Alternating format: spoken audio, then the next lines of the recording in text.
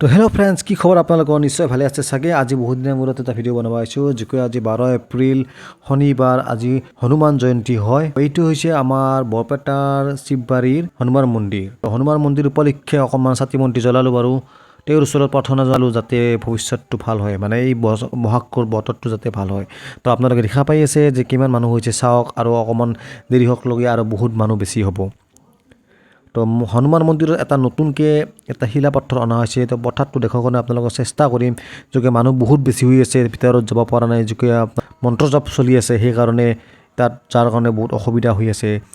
যদি চান্সটো পাওঁ তেতিয়াহ'লে নিশ্চয় আপোনালোকক দেখাৰ কাৰণে চেষ্টা কৰিম। পোনপ্ৰথমে অকণমান চাকি বন্তি জ্বলাই লওঁ, তাৰপিছত আপোনালোকক ভালদৰে ভিতৰত যাই মাথক দেখাৰ কাৰণে চেষ্টা কৰিম। তো ইয়াত সকলো মানুহে নিজৰ মনৰ আশালৈ মাথক ইয়ালৈ আহিছে যাতে তেওঁলোকৰ ভৱিষ্যতবিলাক ভাল হয়। সকলো নিজৰ নিজৰ মানুহবিলাকে নিজৰ নিজৰ মনৰ আশা লৈ আহিছে যাতে হনুমানক তেওঁৰ মনৰ কথাখিনি কয়, যাতে তেওঁৰ ভৱিষ্যত ভাল হয়, বা যি সপোন আছে সেই সপোনবোৰ যাতে তেওঁৰ সফল হয়।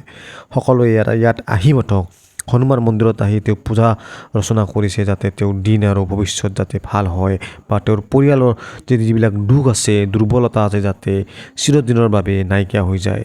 ময়ো আহিছোঁ সেই ভাবিয়ে যাতে মোৰ ইউটিউব চেনেলটো অতি সোনকালে গ্ৰ' হয়, যাতে আপোনালোকৰ বহুত ভাল ভাল ভিডিঅ' দিব পাৰোঁ, সেইবাবে আহিছোঁ ইয়ালৈ, আৰু আপোনালোকৰ পৰা মৰম ল'ব পাৰোঁ।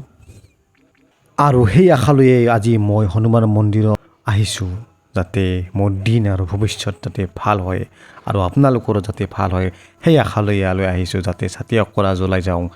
আৰু আপোনালোকক লগতে জনাই দিওঁ যে হনুমান মন্দিৰত প্ৰত্যেকটো বাৰে মানে প্ৰত্যেকটো মঙলবাৰে পায়স বিতৰণ কৰা হয়।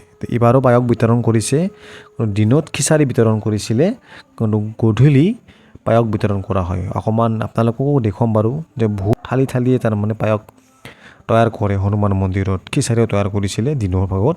তো খিচাৰি নাখাওঁ বলক, পায়সে খাওঁ। বৰ্তমান পায়স চলি আছে, দিয়া আৰম্ভণি হৈছে বাৰু। তাত যাই অলপ অকণমান পায়স খাই আহোঁ।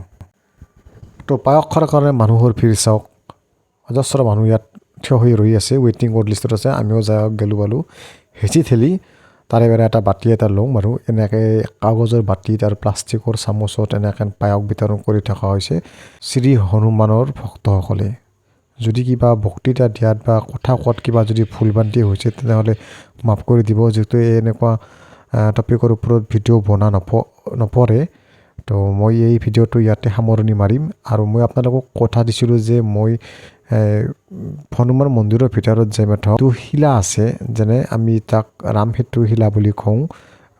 সেই শিলাটো তাৰমানে আপোনালোকক দেখুৱাব নোৱাৰিলোঁ, ভক্ত বহুত বেছি আছে, সেইবাবে মই অহাকালি যদি পাৰোঁ নিশ্চয় মিডিল এটাত আপোনালোকক সেই শিলাটো দেখুৱাবলৈ চেষ্টা কৰিম।